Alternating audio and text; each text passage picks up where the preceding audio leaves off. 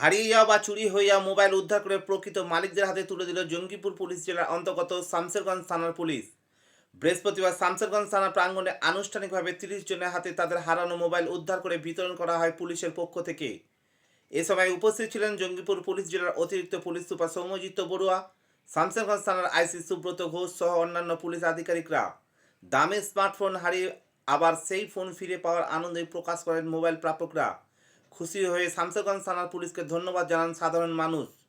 Samserganj second Sheikh Sabir Ali report, SS star news.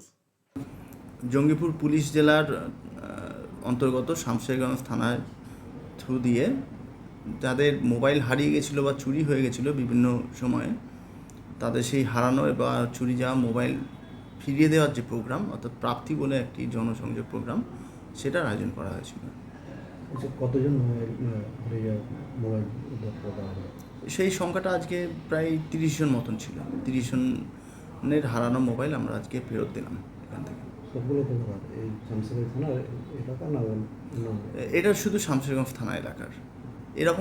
এরকম programme আমাদের through out the month চলে। আমাদের জেলা থেকেও, হেডকোয়ার্টার থেকেও দেওয়া হয় এবং বিভিন্ন থানা থেকেও দেওয়া হয়। এটা কতদিনের মধ্যে উদ্ধার করা হবে? এটা মোটামুটি 2 থেকে 3 মাস এরকম সময়ের মধ্যে। অ্যাকচুয়ালি এটার এখানে নিয়ম আছে, সেই এখানে প্রসিডিওর আছে, সেই প্রসিডিওরের মধ্যে দিয়ে আসতে হয়, সেই জন্য একটু টাইম লাগে।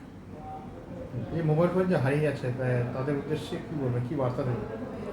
এই মোবাইল যাদের হারিয়েছে তাদের উদ্দেশ্যে এখানেই বার্তা, আপনারা নিজেরা সাবধানে মোবাইল ব্যবহার করবেন। এবং মোবাইল, আজকালকার দিনে আমরা মোবাইলের ব্যবহারের সঙ্গে সঙ্গে আমরা যে সোশ্যাল মিডিয়া বা বিভিন্ন সোশ্যাল সাইটগুলো ব্যবহার করি, সেইগুলো ব্যবহারের ক্ষেত্রেও আমাদের সচেতনতা অবলম্বন করা উচিত, সেটাও আমরা সকলকে বার্তা দেবো। Thank you.